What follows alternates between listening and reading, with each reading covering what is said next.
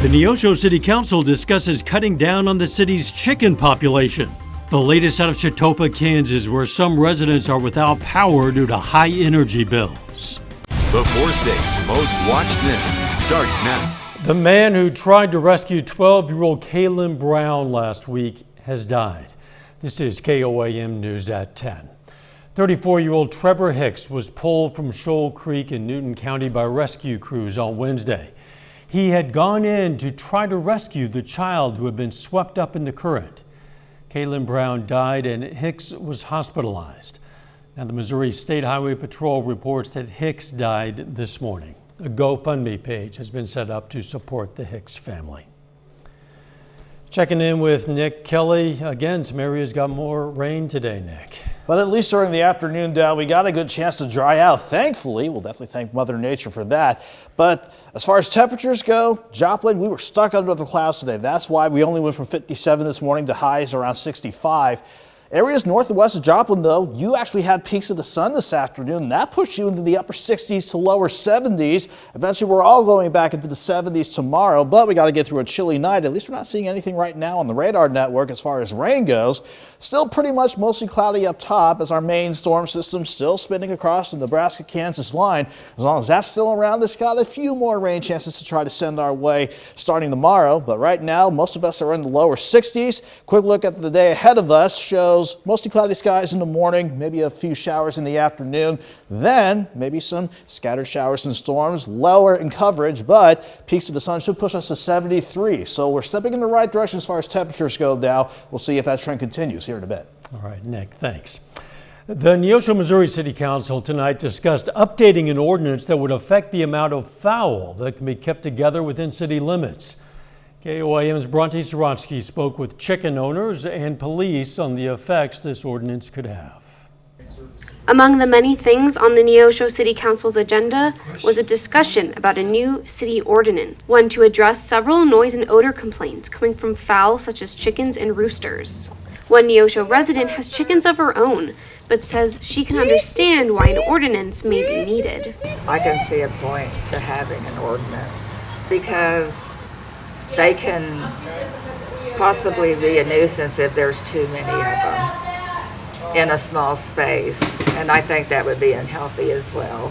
Neosho Police Chief Jason Baird says neighboring cities like Joplin, Carthage, and Diamond already have ordinances on the number of chickens or poultry one can keep, and say they've received many complaints over the years about these birds. Just our current ordinance just limits them so far from the house, and it puts no limitations on them. We've received several complaints from neighbors of people that are keeping a large number of birds, free range, chicken coops. They're not really cleaning up after them, and the smell and the noise is disturbing the other residents. One Neosho resident, Dakota Cholka, has neighbors with these birds and sent us a statement saying that without an ordinance in place, code enforcement officers are unable to help. He says all he wanted from tonight's meeting was for the council to see that there need to be more regulations allowing for citations to be issued. In Neosho, Bronte Sorotsky, KOAM News. The council tonight said this issue would be covered under the existing noise ordinance and that local police would issue citations under that ordinance. There was some confusion in Chetopa, Kansas after a woman's electricity was shut off. Charmin Vaughn says her electricity was shut off this morning because she couldn't pay for part of her bill. The city-operated utility in Chetopa saw bills skyrocket when gas prices climbed during the bitter cold in February. Customers were to pay off their bills through monthly installments. Vaughn says she was waiting for a shutoff notice so she could finish her application for low-income energy assistance to the state, but says she didn't get anything other than her normal bill. I've been told by the city that it's on the back of your bill. We don't send out shutoff notices. It's on the back of your bill. That is your shutoff notice. Okay, that'd been nice to know this whole time. Between her and our communication with the city, the right paperwork was sent in to get her assistance going, which paid her balance, so her electricity was turned back on. City officials say other residents whose electricity gets turned off should attend to city council meetings so the council can discuss an individual plan. Meetings are the first and third Tuesday of each month at 7 p.m.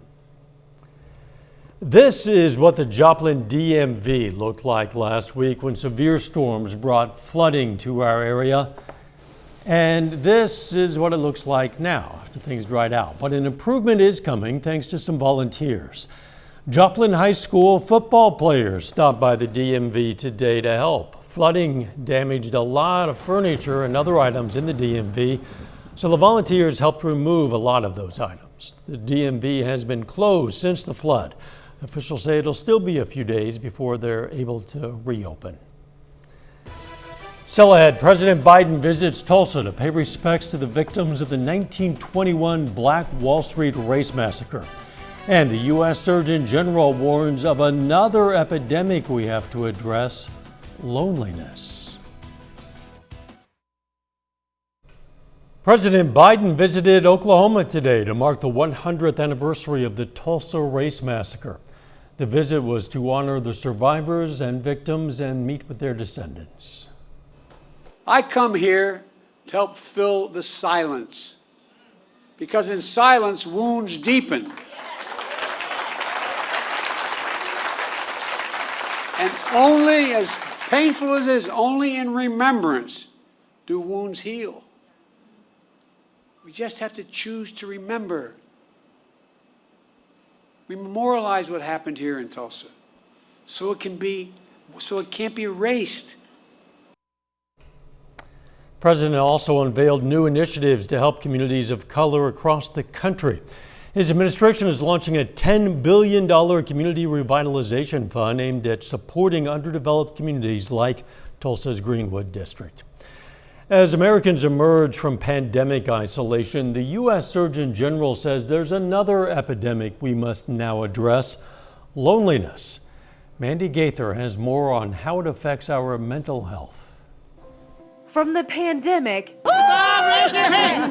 xenophobia and racial injustice, the past year has been hard on many. Trauma, whether it's physical trauma or emotional trauma, has an impact on our overall health. As more Americans emerge from isolation, U.S. Surgeon General Dr. Vivek Murthy says we need to address a new epidemic: loneliness. You may have been discriminated against based on the color of your skin, or based on the fact that you have a name that sounds different from others, or maybe that you have an accent that sounds a bit different. Those moments are moments where we tell people that they don't belong. That has a very powerful effect, on our cohesion as communities, is an impact on people's mental health. Everyone has a different response to trauma. Dr. Murthy says some reach out, others isolate. That loneliness is that it's linked to not only increases in depression and anxiety, but to shorter lifespans, to an increase in premature death, to increased incidence of dementia, to sleep disturbances, and so many other conditions. But Dr. Murthy says it's our relationships with others that have the power to heal. We are all healers in that respect. And this is a time, I think, when deep healing is needed. And if we can get people to see themselves as agents of that healing through the power of their relationship, then I think we have a good shot really at addressing some of the deep trauma that so many people have experienced in our country. For Health Minute, I'm Mandy Gaither. As Surgeon General Murthy has made addressing the adverse health effects of loneliness a key feature of his agenda as the world emerges from a period of isolation. U.S. government researchers are working on a universal flu vaccine. Today, the U.S. National Institutes of Health announced it's launching a small early phase trial of a new flu vaccine. The hope is that the vaccine might protect people against new variants and for more than a single flu season.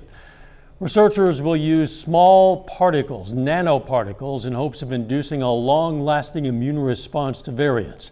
While there are several so-called universal vaccines being tested, this specific trial will involve 35 volunteers who will get either a current flu vaccine or the experimental shot.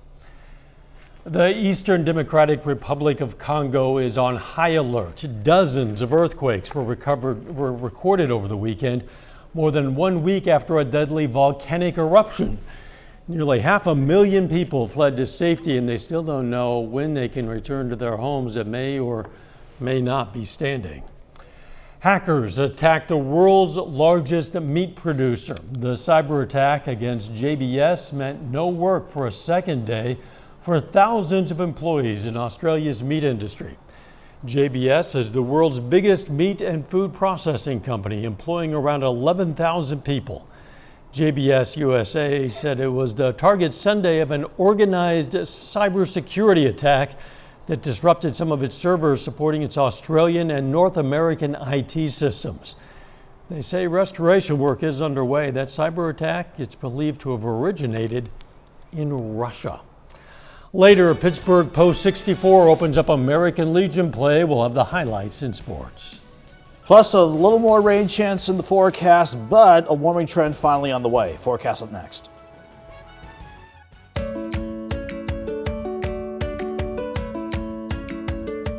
Summer is just around the corner, and now is the time to call Lyerly Heating and Air, your Trane comfort specialist, and receive $1,400 off the purchase of a qualifying Trane heating and cooling system. Trane systems are put through the harshest testing imaginable. Imagine no worries, just clean, comfortable air. This is Kevin. And Kim. For more comfort and less worry, leave it to Lyerla. Because it's hard to stop a train. Lyerla Heating and Air, proud to be the jack of our trade. Hank Williams Jr. Are you ready for the contract? Live in concert. It's a family tradition. The Bad Boy. Country boy can survive. Live and loud. Didn't take me long to learn that I was born to boogie. Saturday, July 3rd, Buffalo Run Casino and Resort. All my rowdy friends are coming over tonight. Tickets are on sale now. Online at BuffaloRun.com. Hank Williams Jr.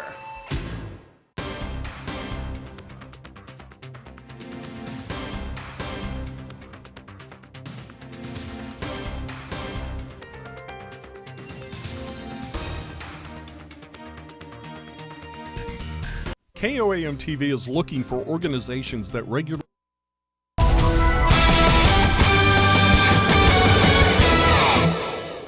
After the rain cleared out this morning, we thankfully got a bit of a break during the day, something Mother Nature was actually gracious enough to give us after several days worth of rain chances. We had that rain on top of the time-lapse indigo sky outside of Seneca to start the day out. And this was one area that saw persistent cloud cover throughout the day. That kept temperatures in the 60s for everybody that did see the clouds, but for any of you that saw peaks of the sun or breaks in the clouds after the rain cleared out, you went into the upper 60s to lower 70s today. Thankfully, we're all going to head back into the 70s tomorrow. In the meantime, though, the rain this morning performed as advertised. North and west of Joplin, 1/4 to 1/2 an inch at most, while areas south and east of I-44, that was where we had anywhere from 1/2 an inch to 3 inches of rainfall. That did lead to a few flood warnings earlier this evening for Berry and Lawrence County. Ever since this evening got underway, though, we've been thankful that we have been mainly on the dry side. Earlier this evening, though, we did have maybe a few showers around Pierce City, Mount Vernon, Table Rock Lake. But most of us are dry now as we venture deeper into the overnight. And we can verify that with a dry view from 7th and Range Line from the east side of Joplin. Mostly cloudy up top shore, but it's keeping temperatures a little bit mild at least. 61 degrees with an east breeze at 6. That humidity back up there at 90%. Most of us in the lower 60s, but still 65 in Chanute. But we're seeing some more upper 50s popping up from Wilmette to about Stockton Lake. That's where we're all going to go, eventually into the upper 50s tonight as we sit mainly dry under mostly cloudy skies. By the way, the rain this morning still trying to hold together in some form as it works across the Ohio River Valley. The setup at the surface, frontal system well to the south, that's going to keep any better thunderstorm chances well to the south of us. But upstairs, this upper level low is finally working over the Kansas-Nebraska line. But as long as it's still around as it continues its journey eastward throughout the day tomorrow, we're going to hold on to some cloud cover and some scattered rain chances. Let's break it down with your future track. Most of us will deal with some form of cloud cover, generally mostly cloudy skies overnight. I think before sunrise, though, I wouldn't be surprised if we had a few showers try to pop up, mainly on the Missouri side, but everyone starts chilly with lows in the upper 50s. Fast forward to lunchtime tomorrow, mostly cloudy to start the afternoon, but I'm expecting some more in the way of sunshine to work in. Let's say maybe partly sunny skies by late afternoon. Still not going to rule out maybe some scattered showers and maybe a random storm or two, but 57 in the morning, 68 by noon. Highs are 74. We should definitely do better with temperatures tomorrow. We definitely will on Thursday. Upper 70s as this system moves along. Maybe a slim chance of a random shower. That's about it. Thursday is looking mainly dry. Friday's pretty much dry with highs back in near 80. By Saturday, though, a low that develops out near Texas gets grabbed by the jet stream and starts pulling it northward closer to us. That is going to be our next best shot for more scattered rain and thunderstorms from Saturday through early next week. Despite all of that, though, temperatures finally headed in the right direction. 73 tomorrow, 77 Thursday, back to 80 on Friday, and we'll keep highs in the lower 80s throughout the rest of the stretch now. A bit closer to what we should expect for this time of year. And a little closer to dry time, too. I'm looking forward to Thursday and Friday. Yeah, we all are. Thanks, Nick. A new event is coming to downtown Miami. The city announced today that the Route 66 Heritage Festival will be on July 30th and 31st. Get ready to, kind of celebrate the other side of COVID and really celebrate being back out, being a part of what makes Miami, Miami, and just welcoming, visitors from really everywhere traveling Route 66. We want this to be an annual destination event. We want when people are planning their Route 66 trip, they'll plan it around this weekend in Miami, Oklahoma, because they'll, the national acts and the things that will continue. The Route 66 Heritage Festival will feature vendors and music from Keith Anderson, Jared Neiman, and Thompson Square. Joplin Public Library today announced the start of its summer reading program. This year's theme is Tales and Tales. Tales as in animal tales, tales like stories, tales. The program features challenges based on reading time, which people of all ages can work toward to earn prizes. To get more people involved, the city is offering free trolley passes throughout the reading program to people who sign up. The Fort Scott, Kansas Public Library is once again open to the public. It had been closed due to the pandemic. There are still some pandemic-era rules in place. Masks are not required, but visitors are asked to follow CDC guidelines. The library hours are 9:30 to 5:30 Monday through Friday and 9:30 to 1:30 on Saturdays. An organization is giving area kids with cancer a chance to have a summer camp experience at home. Camp Quality Ozarks is hosting a virtual camp-in with several activities for kids and their families. Normally, the camp would be in person, but because of COVID, it's gone digital. Today, the organization hosted a camp kickoff, which was in person. It's a lot harder to plan a week-long virtual camp, but man, in the end, it's definitely worth it. Getting to be together for these 2 hours tonight, we definitely had to take a lot of COVID precautions, but we got that under wraps, and we were just so excited to get these 2 hours together. The camp runs all of next week.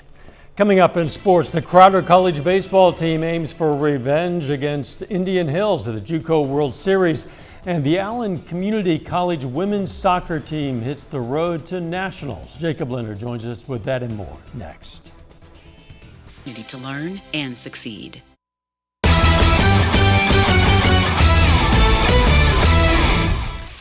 The Crowder College Rough Riders have avoided elimination the last 2 days at the JUCO World Series in Grand Junction, Colorado. They've won back-to-back games after falling to Indian Hills in their opener on Saturday.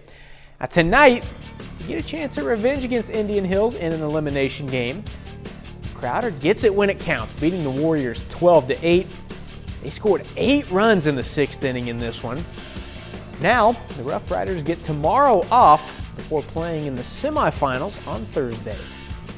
We put ourselves in a great situation. We got a day to recover, rest a little bit, and come out there on Thursday night and hopefully do well enough to get to the game where what we came out here to do in the first place is to compete for a national title. Well, tonight is the opening night for Pittsburgh American Legion baseball. The Post 64 is at home against Iola Post 15 this evening. We'll pick this one up in the first inning. Dylan Bycroft drops it into left.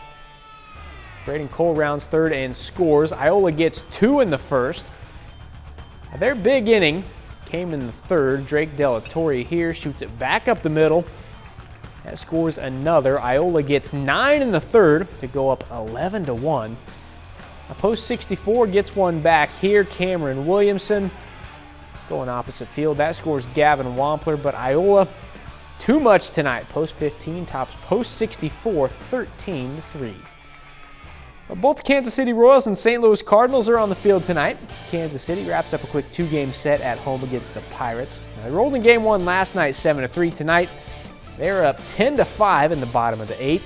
Salvador Perez, he's enjoying a big night. He's 2 for 4 with 2 home runs, also driven in 3. Now, as for the Cardinals, they try to even the series with the Dodgers this evening. That one's still in the early stages. Cardinals lead 2-0 in the top of the 3rd. The Allen Community College women's soccer team is headed to the national tournament. The Red Devils earned their trip to Georgia by beating Pratt 3-0 in the regional finals last week. Now, Allen had a little send-off celebration this morning before they hit the road to Evans, Georgia. And they will be the 11th seed in the 12-team national tournament with pool play beginning on Friday. Now, this season, the Red Devils have already earned conference and regional championships. They're hoping to cap it off with a national championship this weekend. Oh, it feels awesome, and just feels the nose that we're, at the very least, we're in that top 12 group, somewhere in there, and the fact that we're able to do that and bring that to Iola and to the school that we love so much says a lot and means a lot. Right now, we're just focused on playing our game, doing what we know how to do, so see if it works out for us. But I love this team, they're my best friends, so it's a good experience. And that's a look at sports. We're back with more news after this. To find out more. Take time now to honor a local veteran, Private First Class Bradley Freeland. The Carl Junction, Missouri native served in the U.S. Army, and we are proud to salute Private First Class Bradley Freeland. He's tonight's four-state hero. A police chase in Wisconsin ended with the help of a herd of cattle. After about 13 miles, a driver steered right into a farm where some cows created a blockade, a sort of stockade blockade. Authorities were able to take the driver into custody. No humans or animals were harmed in the making of this arrest. It's unclear what led to that chase. It's pretty clear what ended it, though. First time I heard cows making it into a successful chase. Well, they do what they can, I guess. It's their duty. The weather, chances of rain still ahead. Yeah, maybe a few showers by morning. We'll watch for some scattered rain and storms again tomorrow. Despite that, we'll go back to 73 tomorrow, back near 80 with mainly a dry Thursday, Friday. But by Saturday, rain chances to get a ramp back up again. Thanks, Nick, and thank you for joining us. We'll see you right back here tomorrow. In the meantime, let's take care of ourselves and each other.